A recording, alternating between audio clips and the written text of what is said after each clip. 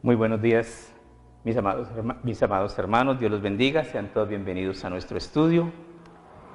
Llegamos al capítulo 9 del libro de Isaías, un capítulo que nos viene a hablar de la naturaleza de Dios. En el capítulo 8, en el capítulo 7 y en el capítulo 8, Dios le ofrece al rey Acaz la posibilidad de que él le va a hacer la señal que él quiera, que Dios quiere manifestarse a él, pero Acaz lo rechaza. En el capítulo 9 vamos a encontrar cómo y qué hace Dios cuando te ofrece tanto y tú lo desprecias.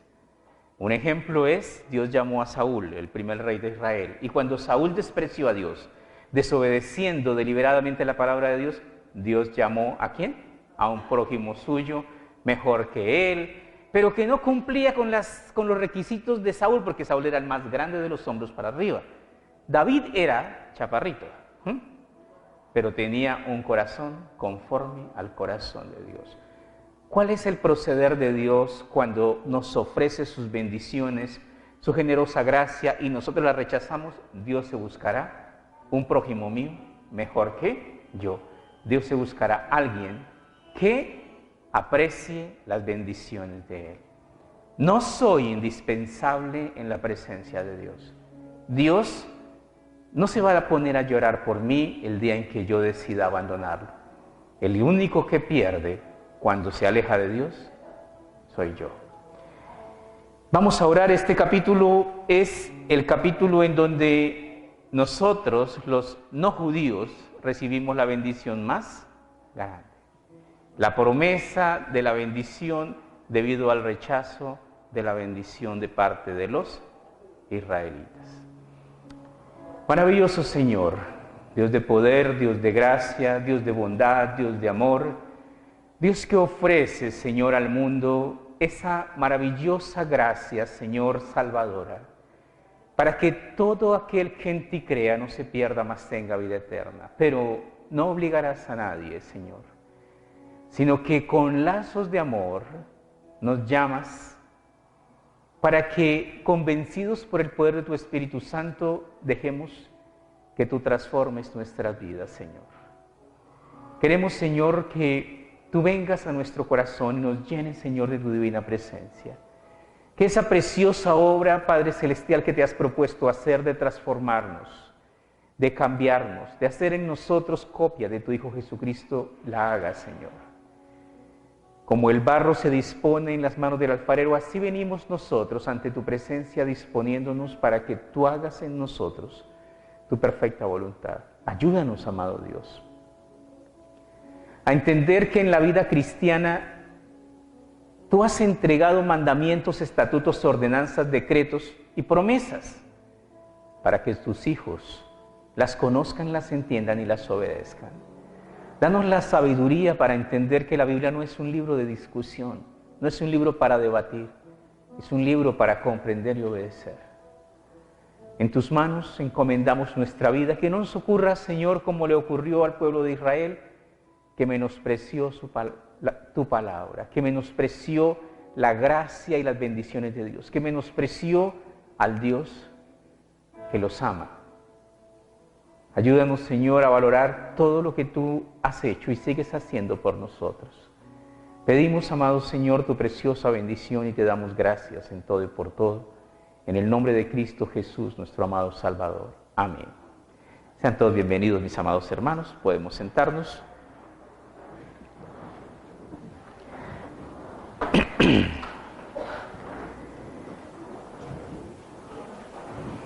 Para nuestros hermanos que de pronto no saben, los estudios se graban, y un saludo a todas las personas que nos ven por YouTube, se graban y se pasan después por YouTube para que pueda haber acceso a estos estudios. Abramos nuestras Biblias en el libro de Isaías, en el capítulo 9. Isaías capítulo 9. Este es un capítulo en donde la gracia es despreciada, y como la gracia de Dios ha sido despreciada, Dios cambia su mirada hacia otro lado y mira hacia otro pueblo. Por la bendición mira hacia nosotros. Entonces leemos en los primeros versículos, el versículo 1 dice: mas no habrá siempre oscuridad para la que está ahora en angustia. Tal como la aflicción que vino en el tiempo en que livianamente tocaron la primera vez a la tierra de Zabulón y tierra de Neftalí, pues al fin llenará de gloria el camino del mar, de aquel lado del Jordán, en Galilea de los gentiles. Galilea era una zona despreciada, una región de gentiles, y por eso los judíos la despreciaban. Los judíos despreciaban a los galileos o despreciaban a los gentiles porque los gentiles no eran el pueblo de Dios. Y eso era cierto. Y porque los judíos sí eran y son el pueblo de Dios. Y eso también es cierto. Entonces, ese desprecio, y además ellos decían, esos gentiles incircuncisos, ignorantes de la ley, de los mandamientos, de los estatutos y de las ordenanzas, ellos sabían todo, pero no lo obedecían. Los gentiles entonces eran un pueblo despreciado, eran un pueblo pecador, era un pueblo que estaba, como dice acá, mas no habrá siempre oscuridad para la que está ahora en angustia. Vivían en oscuridad, en todo tipo de idolatrías, en todo tipo de satanismos, no conocían al verdadero Dios, y aquí lo que Dios está diciendo es algo maravilloso. Llamaré a celos a mi pueblo con un pueblo ignorante. Y eso éramos nosotros, un pueblo ignorante, ignorante de la palabra del Señor. Vamos al Evangelio de Mateo capítulo 4, versículo 12, San Mateo capítulo 4, versículo 12. En Mateo 4,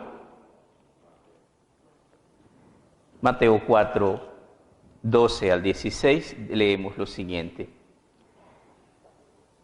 Cuando Jesús oyó que Juan estaba preso, volvió a Galilea. Y dejando Nazaret, vino y habitó en Capernaum. Toda esta era una región de gentiles, ciudad marítima, en la región de Zabulón y Neftalí, para que se cumpliese lo dicho por el profeta Isaías, cuando dijo: tierra de Zabulón, tierra de Neftalí, camino del mar, al otro lado del Jordán, Galilea de los gentiles. El pueblo, asentado en tinieblas, vio gran luz, y los asentados en región de sombra de muerte, luz les resplandeció. La luz del mundo se fue ¿hacia dónde? Hacia los gentiles. Y es la bendición más maravillosa que nosotros tenemos, esa divina y maravillosa gracia de Dios que ha venido desbordándose desde hace más de 2020 años hacia el pueblo gentil, para nosotros. Pero si nosotros despreciamos la gracia de Dios también será movida y será quitada. Es muy curioso. Sabemos y hemos escuchado mucho que el anticristo va a venir, que se va a manifestar ese hombre impío que viene con el poder de Satanás a engañar al mundo, pero dice la palabra de Dios, pero no vendrá sin que antes venga la apostasía y se manifieste el hombre de pecado, el hijo de perdición. ¿Qué significa eso? Significa lo siguiente, significa que los gentiles adulteraremos la palabra de Dios, cambiaremos el mensaje, que los gentiles, como lo hicieron de alguna manera los judíos, se cansarán del limpio y puro mensaje de la palabra de Dios, y entonces, como le dice Pablo a Timoteo, entonces se volverán a las fábulas, cuentos, y desafortunadamente nos dice: no vendrá sin que antes venga la apostasía. ¿Qué quiere decir eso?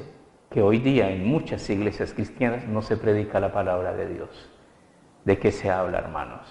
Se habla de prosperidad, se habla de declarar, de decretar, se habla de cosas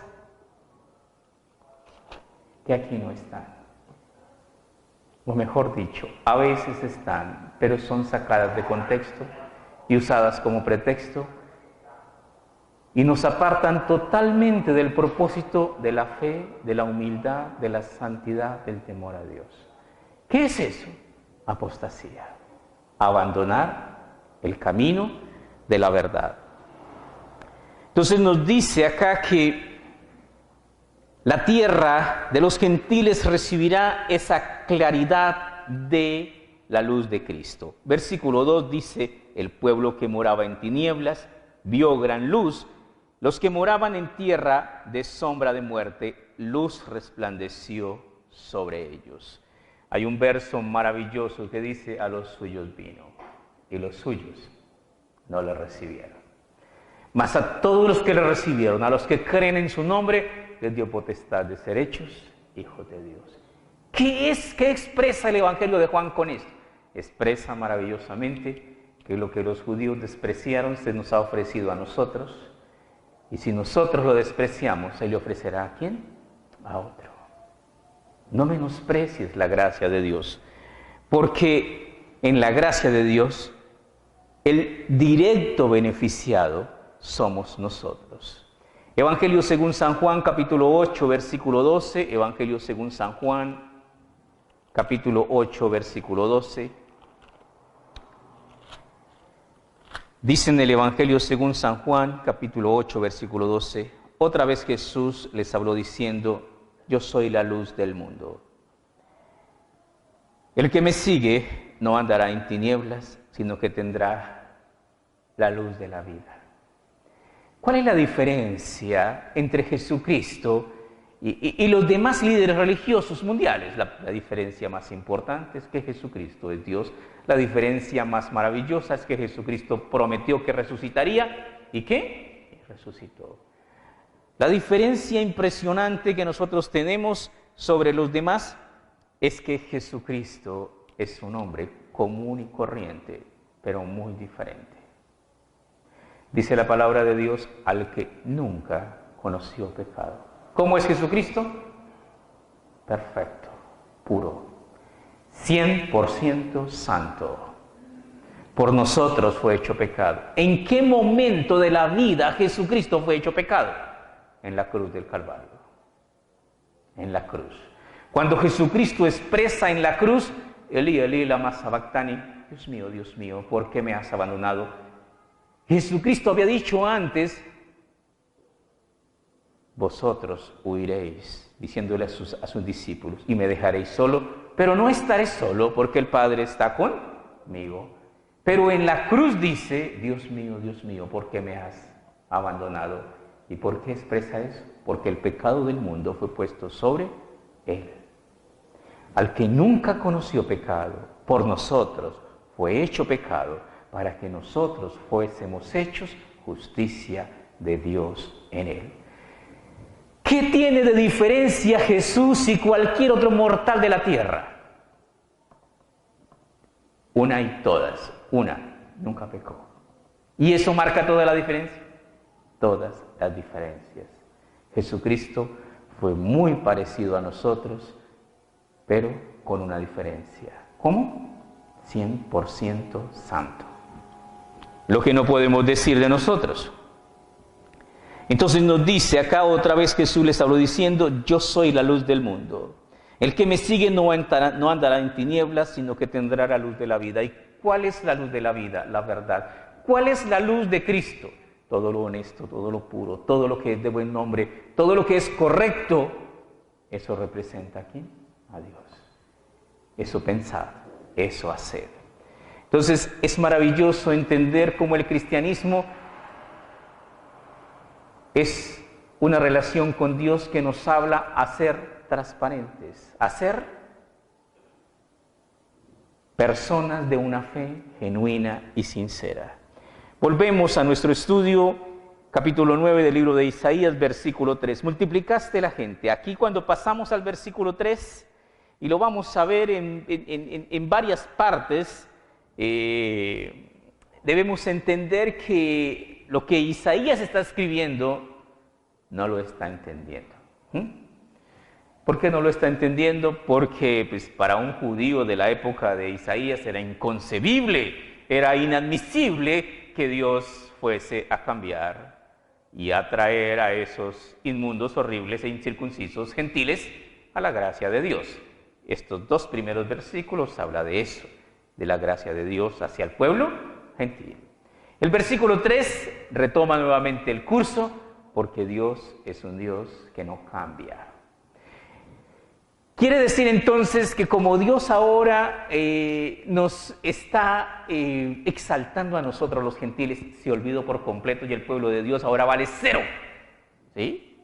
No. El pueblo judío fue, es y seguirá siendo el pueblo de Dios. Nosotros somos adoptados. Entonces dice aquí en el versículo 3, multiplicaste la gente. ¿Cómo está el pueblo judío creciendo? Aumentaste la alegría. Son un pueblo que florece maravillosamente. Se alegraron delante de ti como se alegran en la siega, en el momento de la cosecha, como se gozan cuando reparten despojos. ¿Qué quiere decir eso? Simple, el plan de Dios con su pueblo continúa. Solo que si hay personas que lo rechazan, con ellos no. Cuando ellos mueran, seguirá y se le dará la oportunidad. ¿A quién? A su descendencia. Entonces acá dice, multiplicaste la gente, aumentaste la alegría, se alegrarán delante de ti como se alegra en la siega, como se gozan cuando reparten despojos. Esta parte de repartir despojos era algo que los judíos experimentaron de una manera maravillosa.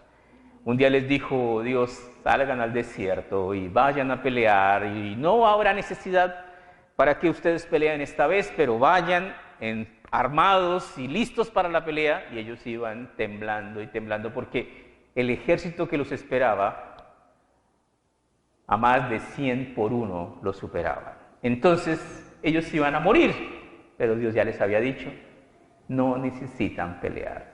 Cuando llegaron al campamento, todos se habían matado los unos a los otros, y cuando llegaron, solo había, ¿qué? Botín para recoger. Y recogían y se alegraban, y a eso es lo que se está refiriendo. Dice el pueblo que andaba en tinieblas, allá, versículo 3, multiplicaste la gente, aumentaste la alegría, se alegrarán delante de ti como se alegran en la siega, como se gozan cuando reparten despojos, porque tú quebrantaste su pesado yugo y la vara de su hombro y el cetro de su opresor, como en el día de Madián. ¿Qué quiere decir esto y a dónde se remonta esta profecía? Al tiempo en el cual el pueblo judío será engañado. ¿Cuándo será engañado? Cuando reciban al anticristo pensando que es el verdadero Mesías. Pero ¿cuándo será engañado? Mire, hoy día Israel tiene hambre de Mesías. El pueblo judío está, tienen como, ¿qué les digo? Diríamos nosotros acá como un agüero. Y ese agüero que están cogiendo los judíos es que cuando ellos leen la Torá, que cuando se encomiendan a Dios, que cuando no los vencen en batalla. Todo les sale fantásticamente bien. Se está dando un despertar espiritual en Israel. Tienen sed de templo. Quieren hacer el tercer templo. Quieren volver a sus orígenes y desafortunadamente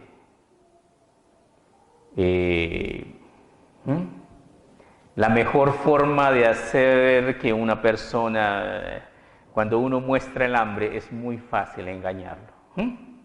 Es muy fácil engañarlo. Y lo aprovechará el anticristo y van a ser engañados. Entonces dice, entonces estos versículos nos está hablando del tiempo en el que ellos van a ser engañados, porque tú quebraste su pesado yugo y la vara de su hombro y el cetro de su opresor, como en el día de Madián. Dios se acordará de su pueblo. Libro de Zacarías, capítulo 12, versículo 10. Zacarías es uno de los profetas menores, está antes de Malaquías. Zacarías 12, versículo 10, dice lo siguiente: y derramaré en el tiempo futuro, en el tiempo de la tribulación, y derramaré sobre la casa de David y sobre los moradores de Jerusalén espíritu de gracia y de oración. ¿Qué quiere decir esto? Dios no se ha olvidado de su pueblo. ¿Y qué les va a dar? Les va a dar por orar. ¿Y qué es la oración? La oración es la llave que abre las puertas para que lo sobrenatural ocurra.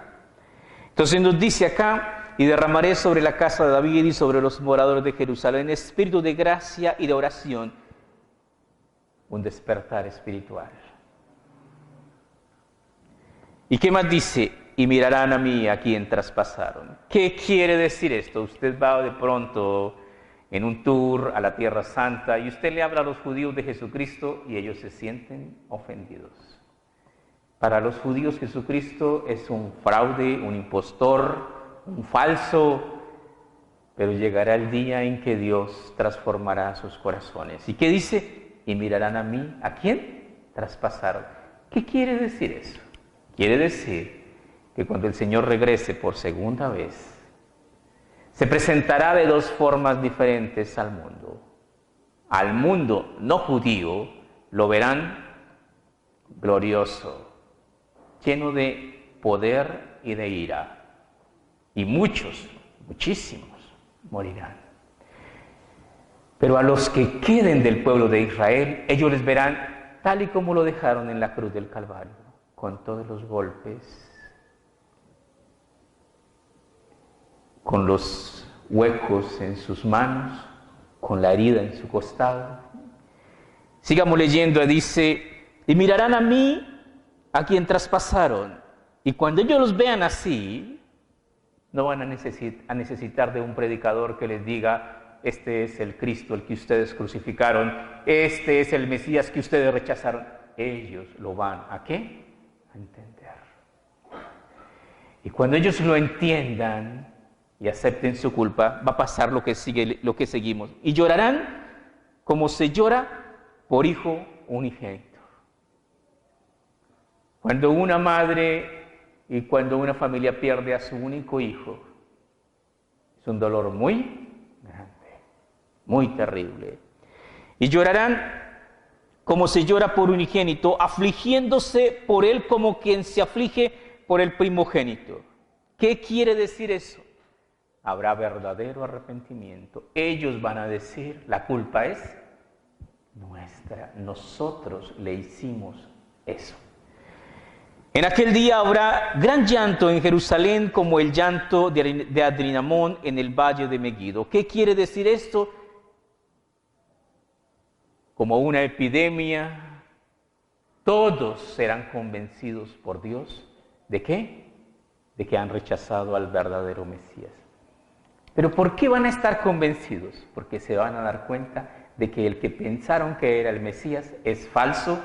Entonces, por conclusión, el que rechazaron era él verdadero.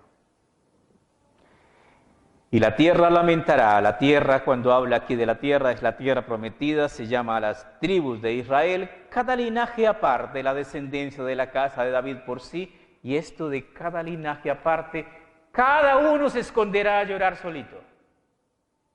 Cada uno se retirará para que no lo vean llorar, y llorará, y llorará, y llorará. Los descendientes de la casa de Natán por sí, sus mujeres por sí, los descendientes de la casa de Leví por sí, sus mujeres por sí, y los descendientes de la casa de Simeí por sí, sus mujeres por sí. Todos los otros linajes, cada uno por sí y sus mujeres por sí. ¿Qué está diciendo? La salvación es personal. Y cada uno tendrá su propio arrepentimiento y cada uno derramará sus propias lágrimas. Y en el corazón de cada judío reverdecerá ¿qué? Una fe maravillosa, una fidelidad a prueba de todo. ¿Hacia quién? Hacia su Mesías. Y en ese entonces, cuando se hable en Jerusalén de Jesús, todos entenderán que es su Señor y su Rey. Y esta es la profecía que el Señor da para los últimos tiempos. También en el libro de Daniel, en el capítulo 12, el libro de Daniel, capítulo 12, nos habla también de las profecías. Daniel 12, versículo 1. Dice Daniel 12, en aquel tiempo se levantará Miguel, el gran príncipe que está de parte de los hijos de tu pueblo. ¿En qué tiempo? En el tiempo de la tribulación. En el tiempo en que Israel haga pacto con el anticristo y que se considere segura, de pronto el anticristo se volverá contra ellos a destruirlos. ¿Y sabes cuál es el problema en ese momento? Israel no tendrá ni un solo aliado sobre la faz de la tierra. ¿Excepto quién? Miguel. Entonces Dios enviará ¿a quién? Al guerrero de Dios, Miguel. Y Miguel irá a defender a los judíos. En aquel tiempo, en el tiempo de la tribulación y de la gran tribulación, se levantará Miguel, el gran príncipe que está de parte de los hijos de tu pueblo. Tu pueblo es el pueblo de Daniel, o sea, Israel. Y será tiempo de angustia, o sea, el tiempo de la tribulación, cual nunca fue desde que hubo gente hasta entonces. Quiere decir que nunca la angustia será tan terrible como en esa época. Hay cristianos que dicen, oiga, pero el Apocalipsis, pero la Biblia habla que la tribulación será tan terrible. A mí me gustaría ver esa película de terror. A mí no me gustaría estar ahí.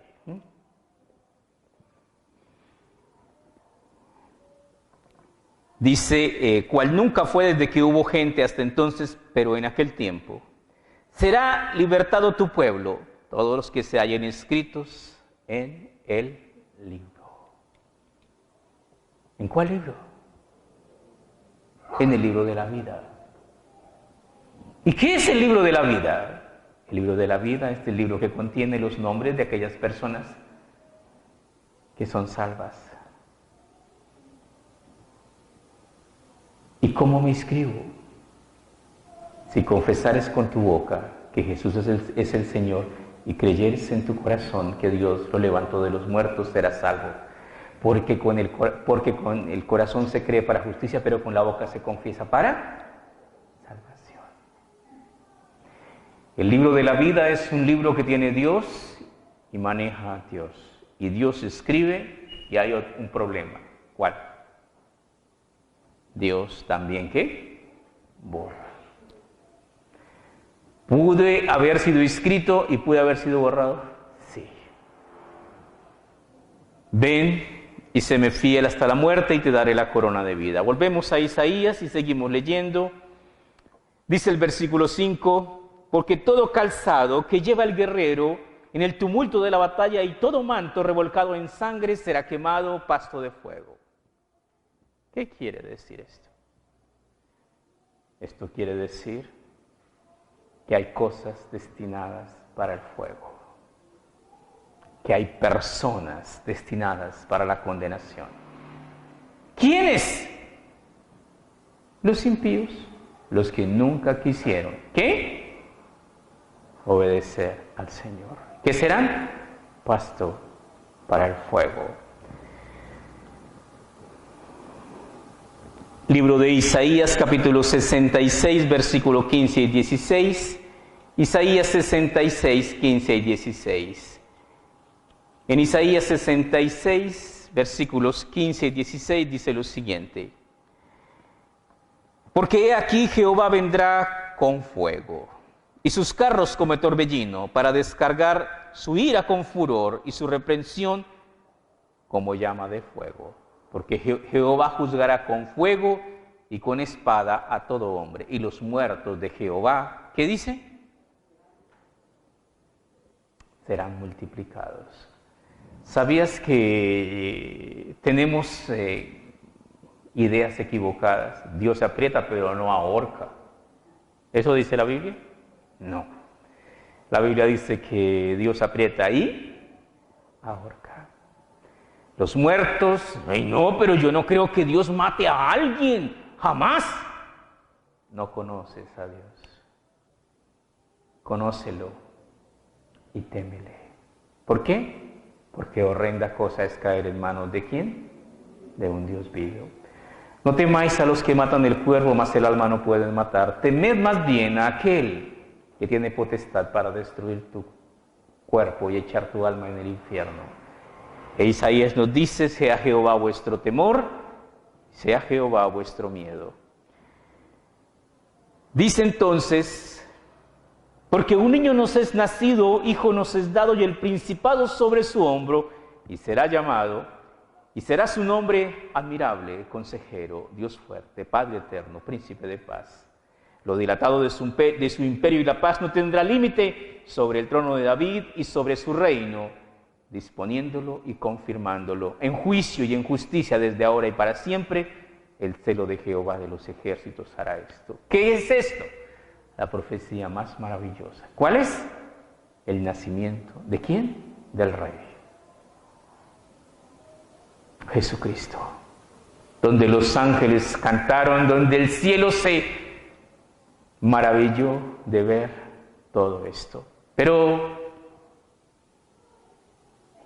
fueron pocos los que estuvieron al pendiente de semejante acontecimiento tan maravilloso. ¿Cuántos pastores? No muchos. ¿Cuántos reyes? Tampoco muchos. ¿Qué dice Dios? Porque muchos son los llamados, pero los escogidos son pocos. Porque un niño nos es nacido, hijo nos es dado, y el principado sobre su hombro, quiere decir que es príncipe por heredad, y será su nombre admirable, porque es admirable. Cuando nuestro Señor Jesucristo se manifieste y todo ojo le vea, automáticamente toda rodilla se doblará. Y toda lengua, hasta los ateos, confesarán que Jesucristo es el Señor. Admirable consejero quiere decir también que Dios es el mejor consejero. ¿Quieres saber dónde puedo encontrar los mejores consejos para mi vida? Mira, aquí están. 66 cartas de consejos que harán de ti una persona conforme al corazón de Dios. Dios fuerte y Dios con mayúscula, que quiere decir que Jesucristo es de la misma sustancia del Padre. Padre eterno. ¿Por qué dice Padre eterno si está hablando del Hijo? Jesucristo lo dijo, yo y el Padre somos uno. Príncipe de paz, lo dilatado de su imperio y la paz no tendrá límites sobre el trono de David y sobre su reino, disponiéndolo y confirmándolo en juicio y en justicia, desde ahora y para siempre. El celo de Jehová de los ejércitos hará esto. ¿Qué quiere decir esto? En juicio y en justicia. Cuando el Cordero de Dios vino en amor, misericordia y perdón. La segunda venida del Cordero de Dios no será igual que la primera. En la primera vino diciendo, venid a mí todos los que estáis trabajados y cargados. Aprended de mí, llevad mi yugo sobre vosotros y aprended de mí que soy manso y humilde de corazón. En la segunda venida no vendrá así. En la segunda venida vendrá a arreglar cuentas con todos los desobedientes y con la palabra de Dios matará al impío. Y los muertos por la espada de Jehová serán multiplicados. Quiere decir que posiblemente cuando Jesucristo regrese habrá más muertos que la Primera y la Segunda Guerra Mundial. Exactamente. Eso quiere decir. Muchísimos, muchísimos, muchísimos muertos. ¿Por qué? Porque Dios lo dijo de esta manera. Todos los que me aborrecen aman la muerte. Seguimos acá, dice, la ira de Jehová contra Israel. El Señor envió palabra a Jacob y cayó en Israel. Y la sabrá todo el pueblo de Efraín y los moradores de Samaria, que con soberbia y con altivez de corazón dicen. ¿Qué pasaba? El pueblo de Efraín era un pueblo próspero. Y algo pasó con la prosperidad económica. Altivez, ¿y qué más? Y soberbia. Cada vez que leo esto y que lo veo, entiendo más al salmista que dijo, Señor, no me des pobreza ni riqueza. No sea que siendo pobre robe y blasfeme tu nombre y no sea que teniendo mucho y siendo rico, me aparte de ti. Manténme del pan necesario. Y cada vez, y cuando lo leí por primera vez, dije, ay, este salmista este tipo estaba deschavetado, pidiendo tan poquito, este tiene mente de pobre. No. Ahora que lo he leído tantas veces, digo, este tipo era un sabio. Porque raíz de todos los males es ¿cuál? Es el amor al dinero, el cual codiciando algunos extraviaron de la fe y fueron traspasados de muchos dolores. Porque cuando no tenemos acceso a muchas cosas, nuestros límites son barreras. Y esas barreras nos evitan cometer muchos errores. Seguimos leyendo acá. Dice, y lo sabrá todo el pueblo, Efraín y los moradores de Samaria, que con soberbia y con altivez de corazón dicen, los ladrillos cayeron, pero edificaremos de cantera. Cortarán los cabrahigos, pero en su lugar pondremos cedros. ¿Qué quiere decir eso? Su soberbia. Si se nos cae la casa, hacemos otra. Cuando todo lo que les estaba ocurriendo a su alrededor venía de parte de Dios. A ver si reaccionaban y se volvían al Señor. Su soberbia y su altivez eran tan tremendos que no iban a reaccionar y de hecho no reaccionaron. Pero Jehová levantará a los enemigos de Rezín contra él y juntará a sus enemigos del oriente, los sirios y los filisteos del poniente, y a boca llena devorarán a Israel. ¿Qué significa todo esto? Todos alrededor dijeron, ataquémoslos. Y de todas partes, por ahí dicen que hay un problema con las cosas malas, que no llegan solas. Ni con todo eso ha cesado su furor, sino que todavía su mano está extendida. ¿Qué quiere decir eso? Quiere decir que cuando Dios me castiga y yo no aprendo, Dios preparará ¿qué? Otro castigo. Y el siguiente castigo será más duro. Y si no aprendo, me va a dar más duro y más duro. Y Dios no se va a cansar ni le van a faltar recursos para... ¿Hasta que qué? Hasta que si en mi terquedad no quiero aprender y me muero, no culpe a Dios. ¿Por qué? Porque desde que empecé a pecar, la paga del pecado es la muerte. Pero el pueblo no se convirtió al que lo castigaba, ni buscó a Jehová de los ejércitos. Y Jehová cortará de Israel cabeza y cola y rama y caña en un mismo día. ¿Qué quiere decir esto? Que a veces esperamos, ya me pegó, ya va a parar. No va a parar, no va a parar. Cuando vinieron los asirios, les quitaron todo. Se los llevaron como esclavos y desafortunadamente, por ser infieles al Señor, lo perdieron todo. Pero muchas veces vamos como va el buey al matadero y no entendemos lo que Dios nos ha dicho, que si se humillare mi pueblo, sobre el cual mi nombre es invocado, y oraren y buscaren mi rostro, y se convirtieren de sus malas obras, entonces yo perdonaré sus pecados y sanaré su tierra. ¿Qué significa eso? Tenemos un Dios clemente y misericordioso, que se complace en tener misericordia, que se deleita en perdonar al que pide perdón. Pero si no pido perdón, la deuda de mi pecado será cobrada. Seguimos, dice, versículo 15, el anciano venerable de rostro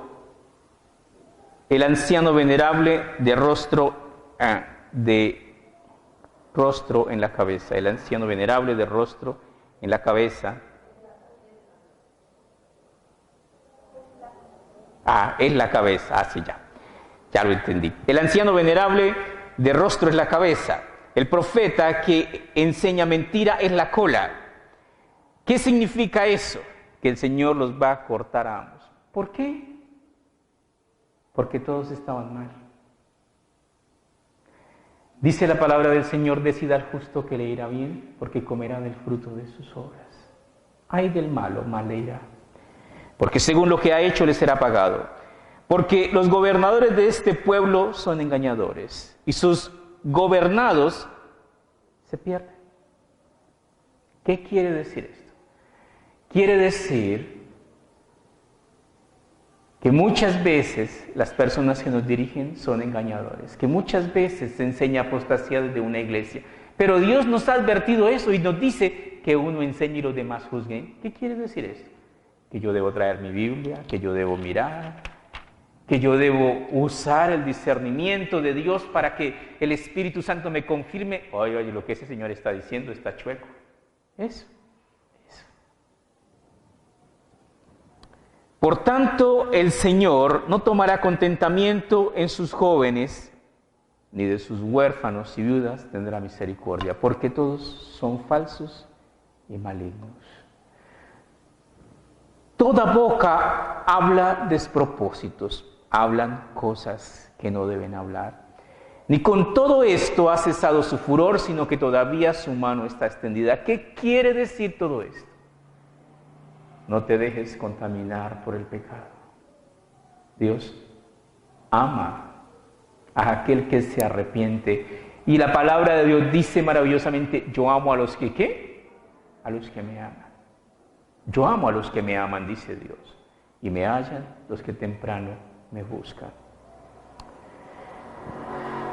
Porque la maldad se encendió como fuego, cardos y espinos devorará, y se encenderá en lo espeso del bosque, y serán alcanzados como remolinos de humo. ¿Qué quiere decir todo esto? Incendios, fuego, juicio. El juicio de Dios hacia los impíos. Y lo más curioso, en el versículo 18 nuevamente dice: porque la maldad se encenderá como fuego, cardos y espinos devorará. ¿Se acuerda en Génesis que le dijo Dios a Adán cuando lo echó del paraíso y lo maldijo? Por tu culpa, maldita será la tierra. ¿Qué más le dijo? Espinos y cardos te producirá. ¿Cuándo las bendiciones de Dios se convierten en qué? En maldiciones. Y el juicio de Dios viene cuando nosotros despreciamos su bondad, su gracia y su misericordia. Por la ira de Jehová de los ejércitos se oscureció la tierra, y será el pueblo como pasto del fuego. El hombre no tendrá piedad de su hermano. ¿Qué significa todo esto? La misericordia, la piedad, las buenas cosas escasearán terriblemente en la tierra, y ya estamos viendo hoy día los poderosos y los que tienen cómo masacran. ¿Y quién dice algo? Nadie. Nadie dice nada. Muere el pobre, el indefenso, y no pasa nada, nada, nada. Parece que fuésemos inmunes al dolor ajeno. Precisamente todo ese incremento de maldad hace que el juicio de Dios se precipite. Cada uno hurtará a la derecha y tendrá hambre, y comerá a la izquierda y no se saciará. Cada cual comerá la carne de su brazo. Este versículo es supremamente extraño. Cada uno hurtará a la derecha. ¿Qué quiere decir eso? Ladrones todos. ¿Cómo estamos de ladrones en nuestro país? Hay para exportar, muy buenos. Cada uno hurtará a la derecha y tendrá hambre. Eso no sacia. Y comerá a la izquierda y no se saciará. Existen personas que tienen la posibilidad de pecar de maneras terribles y pecan Y pueden pecar y ya no encuentran, ya no les sacia, ya no les place, ya no se sienten. Hay muchos hombres que compraron sexo y después terminaron raros. ¿Por qué? Porque el camino del placer no tiene satisfacción. Dios y la fe, sí. Y es lo que el mundo no entiende. Entonces nos sigue diciendo acá, cada uno hurtará a la mano derecha y tendrá hambre, y comerá a la izquierda y no se saciará. Cada cual comerá la carne de su brazo. Significa que habrá una insatisfacción en todas las cosas. No hay paz para el impío. Eso quiere decir. Mas cuando tú temes a Dios y el Señor nos dice que aprendamos a vivir ¿con qué? Teniendo techo, sustento y abrigo. ¿Qué? Estemos contentos con eso. Piedad y contentamiento. ¿Sabe usted cuál es la clave para uno vivir feliz? Piedad y contentamiento. Ser piadoso, extender su mano al necesitado, tener misericordia de los demás y decirle gracias a Dios, gracias por la vida, gracias porque el aire que respiro, gracias por lo que me has dado, gracias Señor, porque sin nada entré a este mundo y cuando me vaya no me llevo nada, excepto todo el bien que pueda hacer. ¿A quién? A los demás, excepto el camino de fe que haya decidido tomar. Piedad y contentamiento nos lleva verdaderamente a llevar una vida muy satisfactoria. Dice entonces el versículo 21, Manasés a Efraín y Efraín a Manasés, ambos contra Judá, estos hermanos se unieron para destruirse los unos a los otros. Ni con todo esto ha cesado su furor, sino que todavía su mano está extendida. ¿Qué es esto? Las rencillas entre hermanos son como cerrojos de alcázar. Los problemas entre familia dicen que no hay cuña que más apriete que la del mismo palo. El pueblo de Efraín odiaba al pueblo de Judá y en ese odio se alejó de Dios. Pero al alejarse de Dios, firmó su sentencia de muerte. Nuestro Dios es vida. Y cuando nos alejamos de la vida, la otra alternativa que nos queda, ¿cuál es? La muerte. Por ahí hay un dicho popular que habla del diablo y dice, así le paga el diablo al que bien le sirve. ¿Cómo? Echándolo a los infiernos. Dios es Dios de vida y Dios de gracia, Dios de misericordia, Dios que extiende su mano para ayudarnos. Terminamos nuestro estudio en el libro de Jeremías, en el capítulo 4, versículo 22. Jeremías 4, 22. En Jeremías 4, 22 leemos lo siguiente.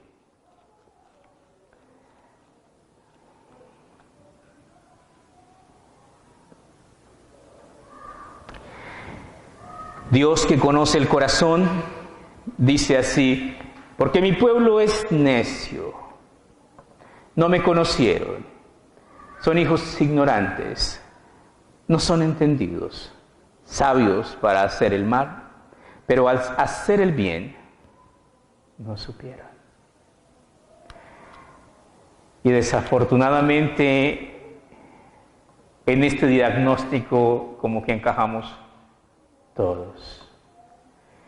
Hacer el bien, tenemos que estudiar bien, para aprender. Pero hacer el mal sí nos fluye. Esta es la queja de Dios. Y este es el prototipo de todos nosotros los seres humanos. Pero Dios tiene un plan. ¿Cuál? Cambiar por completo tu vida, tu mente, tu corazón, tu razón de vivir, tu proyección futurista. Cambiarte totalmente la vida, si tú quieres. Como el barro se dispone en las manos del alfarero y el barro no le dice al alfarero, oiga, un jarrón, oiga, una olla. ¿No? El alfarero hace ¿qué? Lo que él quiera. Porque el que manda es el alfarero. Así nosotros debemos disponernos en las manos de Dios para que Él haga en nosotros su perfecta voluntad. Que muchas veces en la vida no entendemos, y el Señor nos dice porque por fe andamos y no por vista. Y no quiere decir que tengamos que entender todas las cosas, pero sí debemos saber una cosa, y es: Dios está en control. ¿De qué? De todos nosotros. Dios está con nosotros, y lo bueno y lo malo que me ocurra viene de la mano de Dios, y con un propósito viene. Vamos a orar. Maravilloso Padre, te damos gracias por tu preciosa palabra, Señor, por las bendiciones tan maravillosas de la preciosa gracia que tuvo con nosotros nuestro Dios, enviándonos a su unigénito Hijo, para que todo aquel que en Él crea no se pierda, mas tenga vida eterna. Precioso Padre, ayúdanos a entender, Señor, que si nosotros no valoramos esa gracia y si nosotros no perseveramos en ella, Dios se buscará otro que sí lo haga.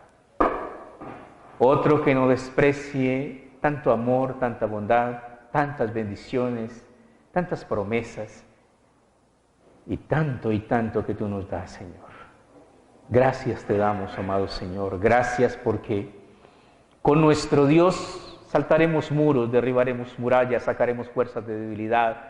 Con nuestro Dios todo es posible, pero sin ti, Señor, moriremos.